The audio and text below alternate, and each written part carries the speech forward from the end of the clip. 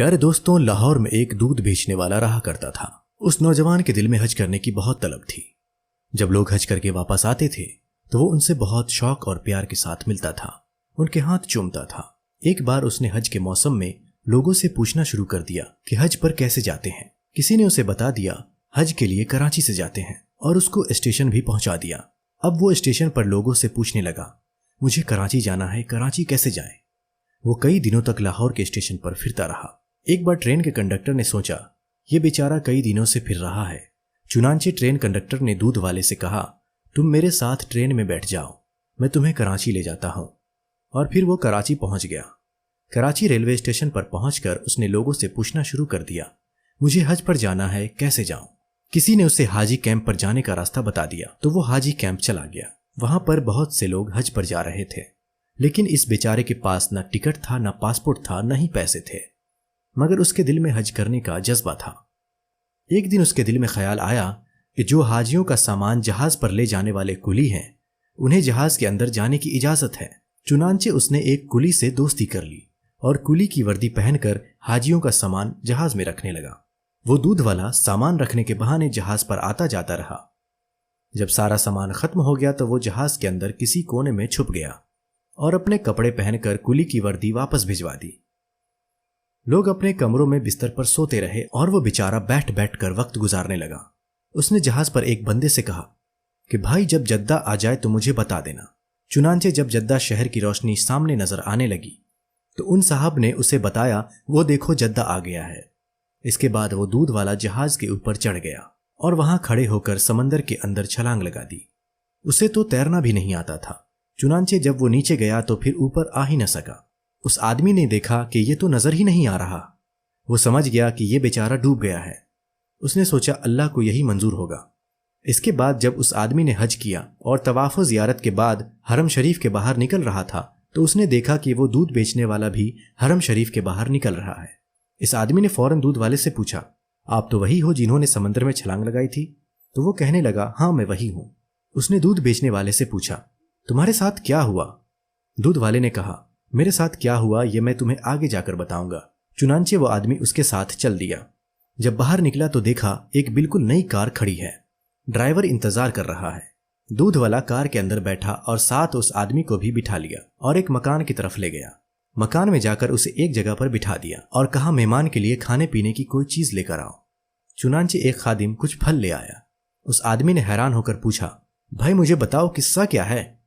تو وہ دودھ والا کہنے لگا، میں تمہیں قصہ بعد میں بتاؤں گا، پہلے میری کار دیکھو، یہ میری ہی کار ہے اور مکان بھی میرا ہے۔ اس نے پوچھا، یہ سب تمہیں کیسے مل گیا؟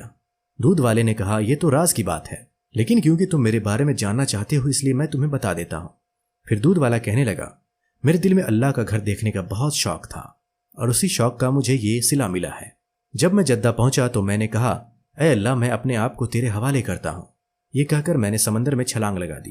مجھے تیرنا تو نہیں آتا تھا، بس ایسے ہی ہاتھ پاؤں مارتا رہا۔ نتیجہ یہ نکلا کہ لہر مجھے خود ہی دھکیل کر کنارے کی طرف لے جاتی رہی۔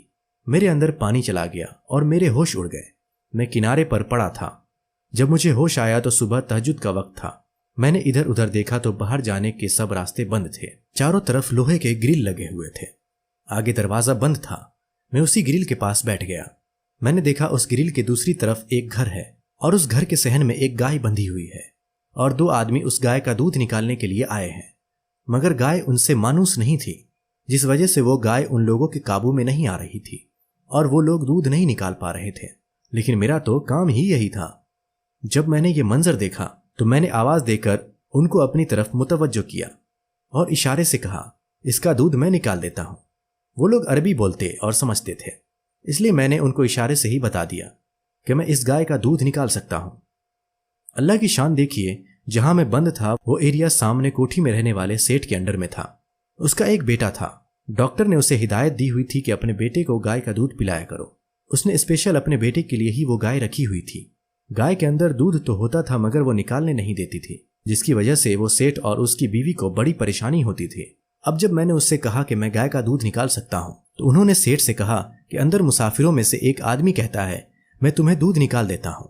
سیٹ نے کہا، یہ چابی لو، جاؤ اور جا کر اس سے لے آؤ۔ وہ گیٹ کا تالا کھول کر میرے پاس آئے۔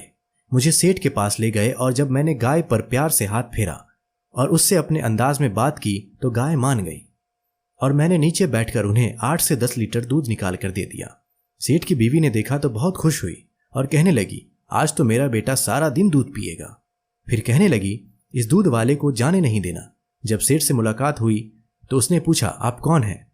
میں نے کہا میں پاکستان سے حج کرنے آیا ہوں۔ کہنے لگا ہم تمہیں واپس نہیں جانے دیں گے، تم اچھا دودھ نکالتے ہو۔ میں نے کہا میں تو دودھ نکال دیا کروں گا لیکن مجھے حج بھی کرنا ہے۔ تو وہ کہنے لگے فکر نہ کرو تمہیں حج بھی کروا دیں گے۔ دوسرے دن اس کی بیوی نے اپنے والد کو فون کیا اور ساری بات بتا دی۔ اس کے والد نے 200 گائے بھینسوں کا باڑا بنایا ہوا تھا۔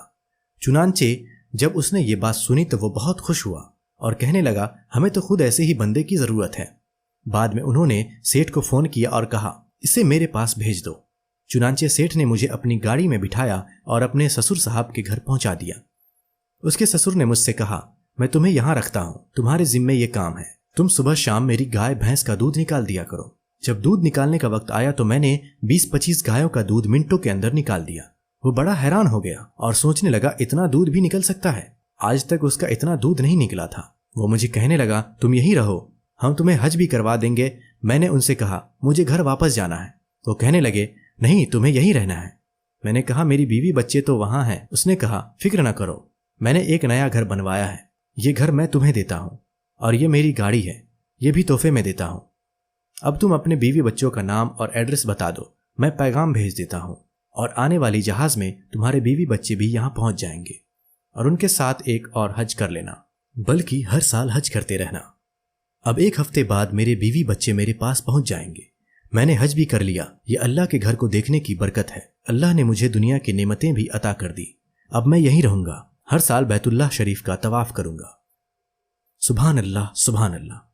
دوستوں اس واقعے کے بارے میں آپ کیا کہیں گے؟ کمنٹ میں ضرور بتائیں۔ اگر آپ کو یہ کہانی پسند آئی ہو تو اس ویڈیو کو لائک کریں اور ہمارے چینل کو سبسکرائب کر کے بیل آئیکن بھی دبا دیں۔ ملتے ہیں آپ سے اگلی ویڈیو میں، تب تک کے لیے خدا حافظ۔